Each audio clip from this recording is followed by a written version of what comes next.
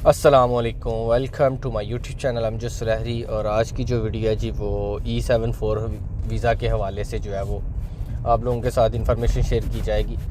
इस वीडियो में आप लोगों को बताया जाएगा जी जो कोरिया में E74 वीज़ा के हवाले से जो है वो सैलरी काउंट किस तरह की जाती है, यानी कि सैलरी और इनकम की जो काउंटिंग है उसके पॉइंट कितने होते हैं और वो किस हिसाब से जो है वो काउंट किए जाते हैं।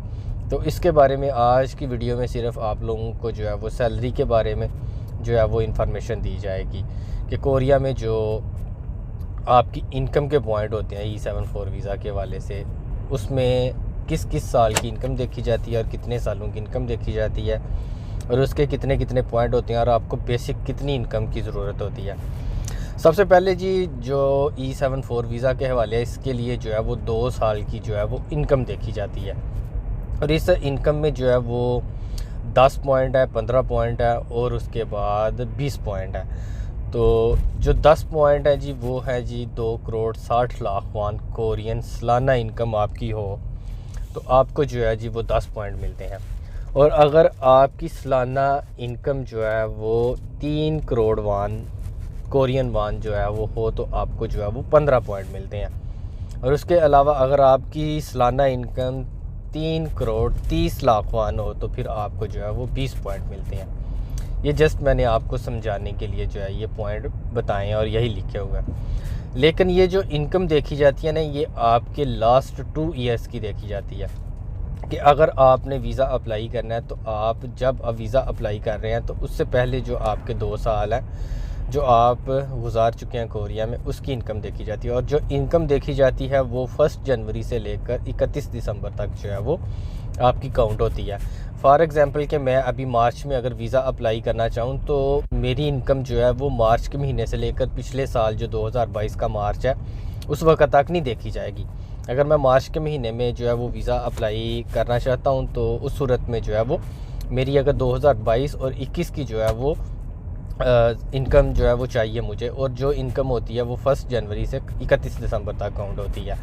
अभी कुछ लड़के जो है वो 2023 में मार्च से पहले जो भी अप्लाई करेगा उसको जो है वो इनकम की ज़रूरत होती है 20 और 21 की, यानी कि 2020 की और 2021 की।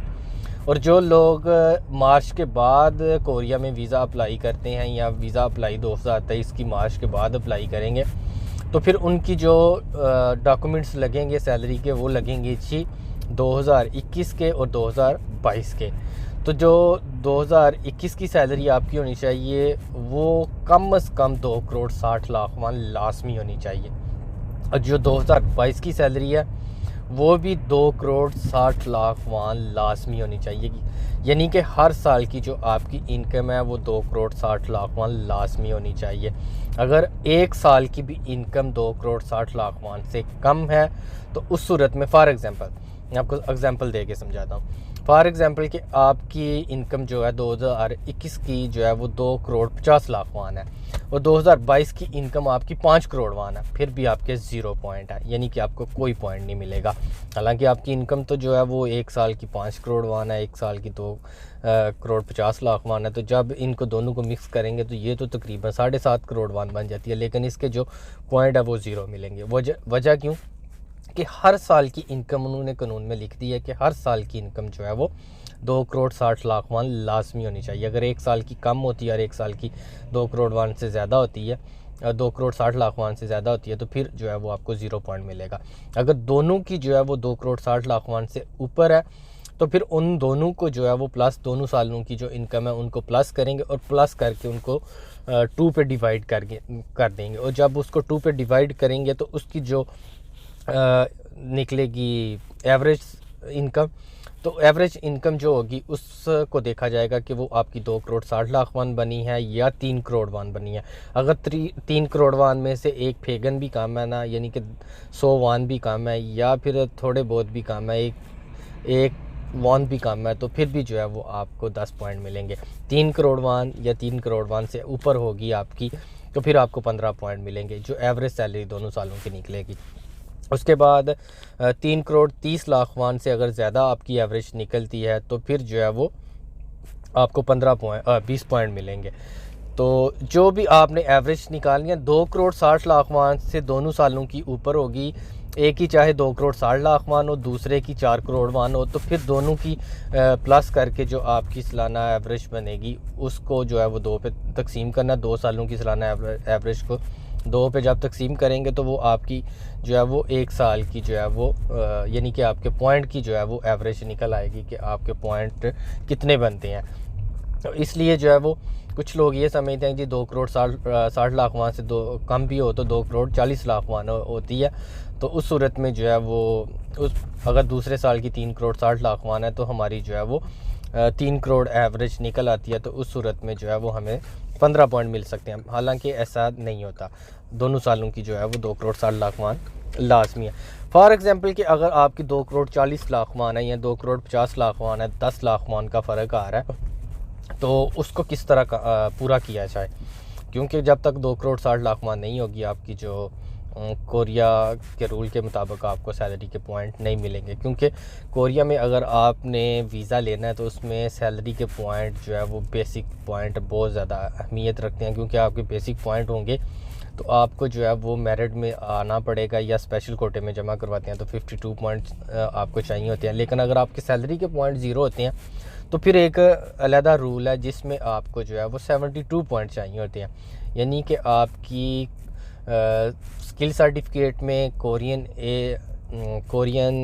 लैंग्वेज में, पाकिस्तान में जो आपकी स्टडी है उसमें, और आपकी जो एज है इसमें से आपके 35 पॉइंट होने चाहिए और टोटल पॉइंट आपके 72 पॉइंट होने चाहिए। तो फिर आप जो है वो अप्लाई कर सकते हैं स्पेशल कोटे में या जनरल कोटे में।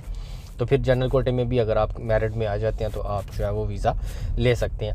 अगर किसी की सैलरी जो है वो 2,50,00,000 मान हो या 2,40,00,000 मान हो, यानी कि एवरेज से कम हो 2,60,00,000 मान से, तो उसको किस तरह पूरा किया जा सकता है।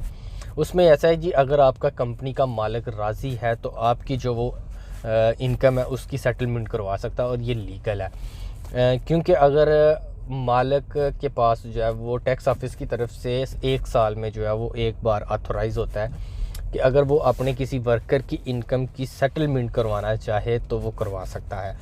तो इसलिए मालिक फिर उसमें रीज़न बताएगा जी इसकी क्या क्या रीज़न है। तो उसमें मालिक जो है वो हो सकता है आपको बोनस देता हो, तो वो आपके बोनस ने ऐड किए हों तो आप बोनस ऐड करवा सकते हैं।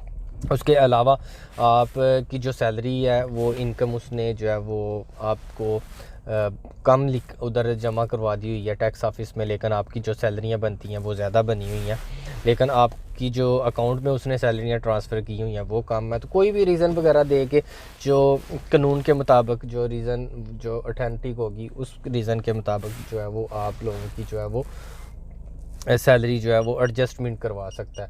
तो अगर आप लोग इसके पॉइंट लेना चाहते हैं तो फिर आपके लिए ये ज़रूरी है कि आप जो है वो शुरू से ही स्टार्ट से ही जब E7 की प्लानिंग करें तो उसके लिए जो है वो आप लाजमी इस सैलरी को जो है वो मद्देनज़र रखें कि हमने कितने पॉइंट लेने हैं और आपके टोटल पॉइंट कितने बन रहे हैं।